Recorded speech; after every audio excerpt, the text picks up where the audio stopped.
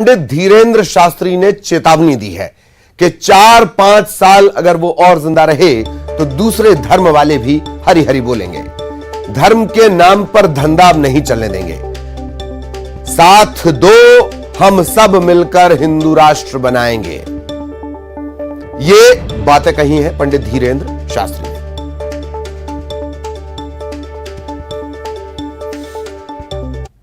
और हम भारत में चाहते यही है कि ये पूजा के नाम पर, दरबारों के नाम पर, धामों के नाम पर, भगवान के नाम पर ये जो धंधा चलता है अब हम नहीं चलने देंगे, हमारा ये भरोसा है। और तुम चिंता मत करो, तुम सिर्फ हमको 4-5 साल का टाइम दो। अगर हम जिंदा रहे तो दूसरे धर्म वाले भी हरि हरि बोलेंगे। कह दिया हमने, सब हरि हरि बोलेंगे। हम बुलवा करके रहेंगे, हमाओ चमीटा वालों देवता जिंदाबाद। और हम भारत में चाहते यही है कि ये पूजा के नाम।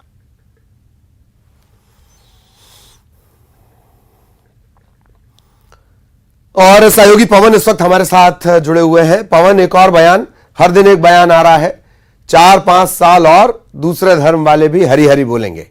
पवन जी बिल्कुल ललित, जैसी कि उम्मीद की जाती है कि धीरेन्द्र कृष्ण शास्त्री जहां भी जाएंगे वो कहीं ऐसी बात जरूर करेंगे जो देश से जुड़ी होगी, लेकिन कई लोगों के लिए ये उनका जो बयान है वो एक आलोचना का आधार बनेगा और ऐसा ही बयान उन्होंने दिया है।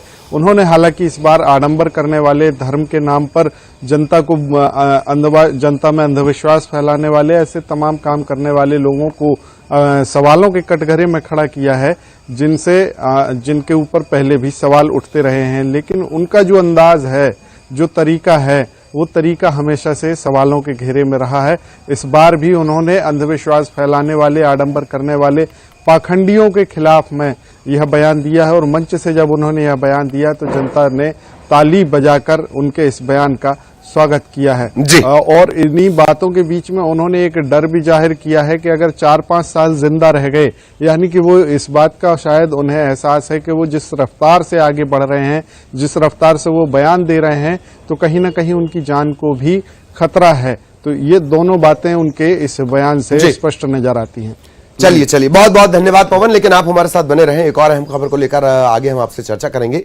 ये खबर भी जबलपुर से ही जुड़ी हुई है। कटनी में एक मुस्लिम परिवार बागेश्वर सरकार की, यानी धीरेन्द्र शास्त्री की कथा करवाना चाहता है। तनवीर खान ने बागेश्वर सरकार को न्योता दिया है। खुद पंडित धीरेन्द्र शास्त्री ने कथा के दौरान इस बात की जानकारी दी और कटनी में बहुत जल्द कथा होगी। में पहली बार ऐसा होगा। हमारे बहुत ही प्रिय भक्त और शिष्य कटनी के मुस्लिम समाज से तनवीर खान जी अब कटनी में पूरा मुसलमान परिवार हमारी 3 दिन की कथा करवाएगा। जैसे सब तानू कहते हैं, यहां आया भी है ये बैठा सामने, और ये वहां के ये तनवीर खान, ये जो है तनु, वहां के मुस्लिम समाज के अध्यक्ष भी हैं। और इन्होंने आज कहा, गुरुजी हमारी भी इच्छा है कथा हो जाए। हमने कहा भाई क्या दिक्कत है, उसमें कथा सुनने में क्या बुराई है, तुम तो पूरी समाज को बुलाओ और तैयार करो, सब टोपी वालों को आने दो और सबको एक होने दो, क्या दिक्कत है राम कथा में। तो सहयोगी पवन हमारे साथ जुड़े हुए हैं। पवन, धड़ाधड़ बयान, एक और बयान, तनवीर खान चाहते हैं कि कटनी में हो कथा। पवन जी बिल्कुल, जबलपुर में जो भागवत कथा आयोजित हो रही है, उसी भागवत कथा के तीसरे दिन मंच से यह जानकारी धीरेन्द्र कृष्ण शास्त्री यानी बागेश्वर धाम सरकार ने खुद ही दी है। और उन्होंने बताया कि तनवीर खान इस भागवत में भी आए हुए हैं और उन्होंने ये इच्छा जाहिर की है कि कटनी में मुस्लिम परिवारों के बीच में यह राम कथा आयोजित की जाए, जिसकी उन्होंने तारीख तो नहीं बताई, लेकिन ये जरूर कहा है कि बहुत जल्द ही वे कटनी में भी मुस्लिम परिवारों के बीच में जाकर 3 दिन की राम कथा सुनाएंगे। और इसी को लेकर के जो है उन्होंने विस्तृत जानकारी दी कि आने वाले समय में मुस्लिम परिवार भी अब राम कथा सुनेंगे और उन्होंने आमंत्रित किया कि जितने टोपी वाले हैं यानी जो भी मुस्लिम समुदाय के लोग हैं वो भी इस कथा में आ सकते हैं और उन्हें आना चाहिए। और यही उनकी जो है खासियत, एक शैली है कि बुंदेली अंदाज में जब वो बोलते हैं तो लोग उनसे प्रभावित भी होते हैं, अपने आप से कनेक्टेड करते हैं धीरेन्द्र कृष्ण शास्त्री जो श्रोता होते हैं उनको सभी को। तो उसमें मुस्लिम समुदाय भी है जो कि कटनी में रहने वाले मुस्लिम समुदाय के लोग हैं। तो ये जानकारी उन्होंने दी है, जिसके बाद में एक बार फिर वो सुर्खियों में भी हैं और उनका यह बयान भी चर्चा में है, जो मुस्लिम समुदाय में भी काफी इस बात को लेकर के चर्चा हो रही है। चलिए चलिए, एक और अहम खबर है पवन, उसे लेकर भी मैं आपके पास आ रहा हूं। पहले हमारे दर्शकों को बता दें, जबलपुर से ही ये एक और अहम खबर है, बागेश्वर सरकार से जुड़ी हुई। अमेरिका में उन्हें झंडा फहराने का न्योता मिला है। पंडित धीरेन्द्र शास्त्री को 15 अगस्त को के लिए न्योता मिला है। भागवत कथा के तीसरे दिन एक एनआरआई ने यह बात कही है। कैलिफोर्निया के रहने वाले भारतीय वो इस दरबार में पहुंचे थे और बाबा का अंदाज, अंग्रेजों की ठठरी बारने अमेरिका आ रहा हूं, ये उन्होंने कहा है। कहां से आए हैं? मैं अमेरिका से आया हूँ। अमेरिका से? आपको मिलने के लिए। इतना क्या कर रहे हैं?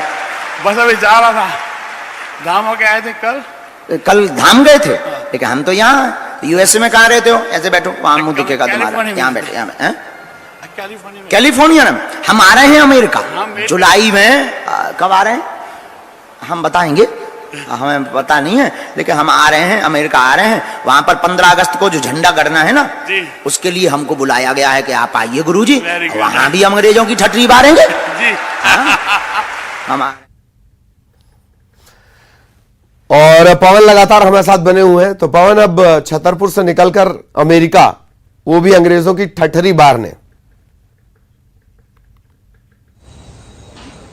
बिल्कुल ललित, अब ये जो बागेश्वर धाम सरकार हैं, इनकी चर्चा अब यहाँ से, इनकी चर्चा और पर्चा अमेरिका तक पहुंच गया है।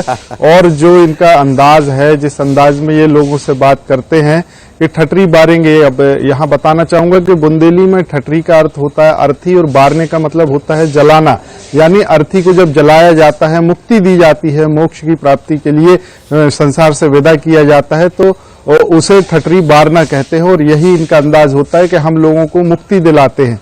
और धीरेन्द्र कृष्ण शास्त्री अक्सर अपनी बातों में सभी को बुलाते हैं कि आओ हम तुम्हें मुक्ति दिलाएंगे, तुम्हारी ठठरी बारेंगे। तो ये उसका अर्थ होता है। और अब उन्होंने हिंदुस्तान से बाहर निकल के अमेरिका में जाके लोगों को मुक्ति दिलाने की बात कही है। और जो कैलिफोर्निया से जो मेंबर आए थे, जैसे ही उन्होंने ये जानकारी दी तो धीरेन्द्र कृष्ण शास्त्री ने एकदम से ये सबके सामने जाहिर कर दिया कि उन्हें अमेरिका से न्योता मिला है वहां पर 15 अगस्त स्वतंत्रता दिवस पर झंडा फहराने के लिए। तो ये बात भी अब जानकारी सामने आने के बाद ये इस बात का अंदाजा लगाया जा सकता है कि धीरेन्द्र कृष्ण शास्त्री कितने पॉपुलर हो चुके हैं।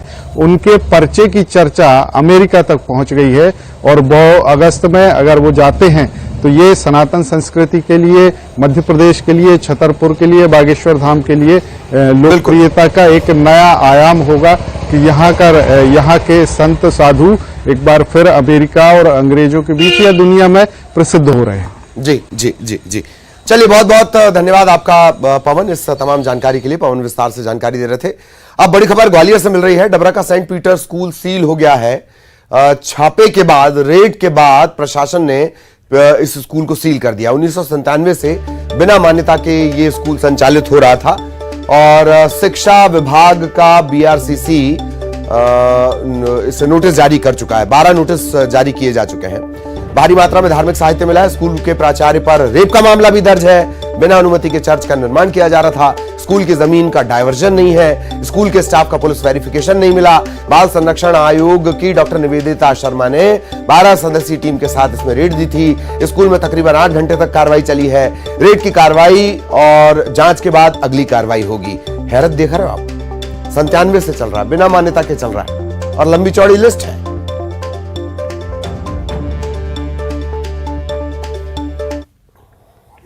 आयोग की ओर से एक सामान्य निरीक्षण ही था और जब सारे कागज मांगे गए तो अभी तो भूमि को लेके भी संशय है, कितनी भूमि शैक्षणिक है, कितनी आवासीय है और कितनी कृषि की है, वो जांच का विषय है।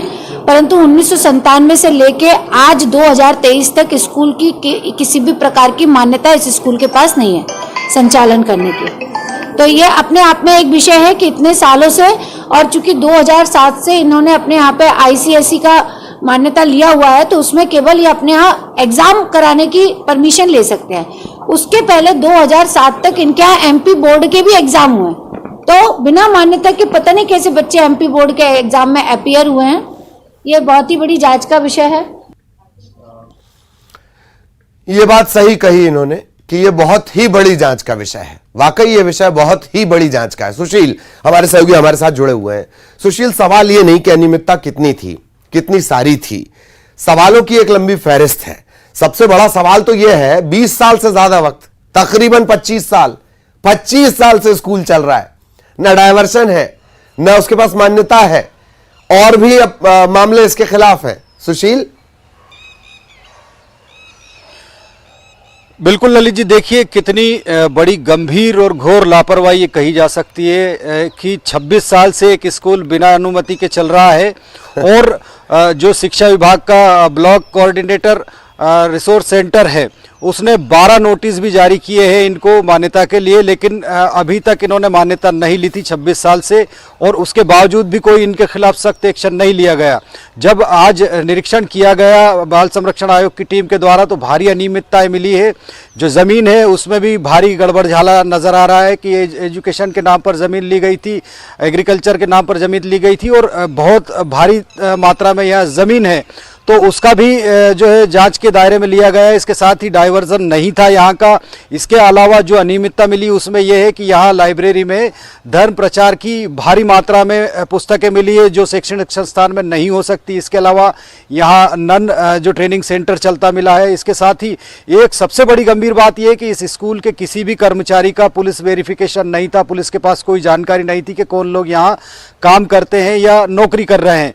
इसके अलावा जो यहाँ के प्रिंसिपल है दिलीप, जो उड़ीसा के रहने वाले हैं, इनके खिलाफ मुरैना जिले में एक दुष्कर्म का केस भी दर्ज है। उसके बारे में भी इन्होंने ना तो वेरिफिकेशन दिया, ना पुलिस को जानकारी दी, ना ही प्रशासन के पास कोई जानकारी थी। तो लगभग 8 घंटे तक बाल संरक्षण आयोग की सदस्य निवेदिता शर्मा ने अपनी टीम के साथ यहाँ जांच की है और पूरी रिपोर्ट तैयार कर ली है। और इस रिपोर्ट के बाद राज्य सरकार और शिक्षा विभाग इस स्कूल के खिलाफ कार्रवाई करेगा। तो निश्चित तौर पर एक गंभीर बात है कि प्रशासन क्या आंख मूंद कर सोया है। 26 साल से बिना अनुमति के एक स्कूल संचालित हो रहा है, उसमें धार्मिक प्रचार प्रसार की गतिविधियां चल रही है। इसके अलावा भी कई ऐसे काम चल रहे हैं कि जो अभी साफ तौर पर सामने नहीं किए जा सकते। निश्चित तौर पर जांच के बाद एक बड़ी कार्रवाई की उम्मीद है इस स्कूल के खिलाफ। जी सुशील, जिस तरफ इशारा कर रहे हैं दरअसल गरिमामय बात नहीं है। वो जिस तरह के आरोप हैं वो बहुत गंभीर आरोप हैं। बहरहाल बहुत बहुत शुक्रिया सुशील आपका इस तमाम जानकारी के लिए। सुशील विस्तार से जानकारी दे रहे थे। तापसी पन्नू की मुश्किलें बढ़ सकती हैं। इंदौर में हिंदूवादी संगठन है हिंद रक्षक। इनका कहना है कि हिंदू देवी देवताओं का अपमान किया है तापसी पन्नू ने। यह आरोप लगाए हैं, केस दर्ज करने की मांग की है। संगठन ने छतरीपुरा पुलिस में इसे लेकर शिकायत की है। अभिनेत्री ने 14 मार्च को सोशल मीडिया पर एक वीडियो अपलोड किया था और तापसी ने अशोभनीय ड्रेस पहना था, उनके गले में आराध्य देवी का लॉकेट था, उसे लेकर यह पूरा विवाद है।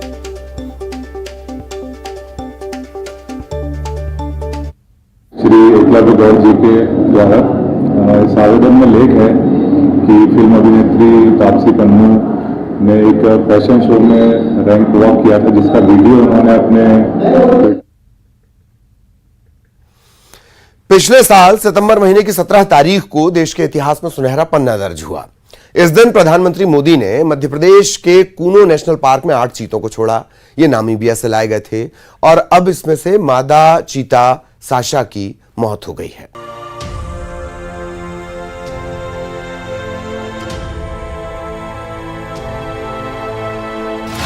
कूनो नेशनल पार्क में मादा चीते की मौत।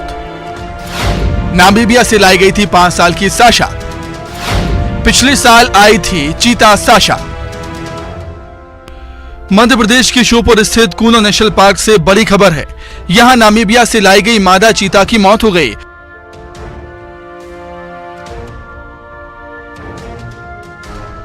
डॉक्टर लॉरी मार्कर ने चीते की मौत की पुष्टि की। 5 साल की साशा किडनी संक्रमण से पीड़ित थी। बताया जा रहा है कि भारत की धरती पर आने से पहले ही किडनी की बीमारी से वो जूझ रही थी और नामीबिया में उसका ऑपरेशन भी हो चुका था, लेकिन ये बात छिपाई गई थी। सर मुख्य कारण क्या रहा? किडनी का फेलियर, दोनों किडनी उसकी फेल हो गई, तो इस कारण से इसके पीछे वजह सर? वजह तो क्योंकि जैसा कि मैंने आपको बताया कि ये पहले जो 15 अगस्त की जो रिपोर्ट थी इसकी, पहले ब्लड की जो यहाँ आने से पहले की, तो उसमें भी क्रिएटिनिन लेवल थोड़ा बढ़ा था और यहाँ पे जब वो बीमार हुई तब उसके बाद जब ब्लड टेस्ट हुए तो उसमें भी उसका क्रिएटिनिन लेवल बढ़ा था। तो मुझे ऐसा लगता है कि पहले भी उसको थोड़ी सी प्रॉब्लम कभी रही होगी। कूनो नेशनल पार्क के बड़े बाले में बने कंपार्टमेंट नंबर 5 में 2 मादा चीता सवाना और सियाया के साथ रही। मादा चीता साशा के 22 से 23 जनवरी को बीमार होने के लक्षण पता चले थे। इसके बाद उसे बड़े बाड़े से छोटे बाड़े में शिफ्ट किया गया। साशा खाना नहीं खा रही थी और सुस्त रह रही थी। इसके बाद कूनो नेशनल पार्क में मौजूद 3 डॉक्टर और भोपाल से पहुंची डॉक्टर्स की टीम ने उसकी जांच की तो मादा चीता की किडनी में इंफेक्शन पाया गया। बता दें कि पिछले साल 17 सितंबर को पीएम मोदी ने अपने जन्मदिन के मौके पर नामीबिया से लाए गए 8 चीतों को श्योपुर के कूनो नेशनल पार्क में छोड़ा था। सभी 8 चीते बीते 4 माह में अपने नए घर कूनो में सरवाइव भी करने लगे थे। सभी चीते अब पूरी तरह फिट होकर शिकार भी कर रहे थे। इसी बीच 21 जनवरी को इनमें से मादा चीता साशा बीमार हो गई, जिसका दुनिया में चीतों के सबसे बड़े विशेषज्ञ डॉक्टर के परामर्श से इलाज भी किया गया, लेकिन अब उसे बचाया नहीं जा सका। Bureau report, news 18। और इसी के साथ इस बुलेटिन में इतना ही। खबरें जारी हैं।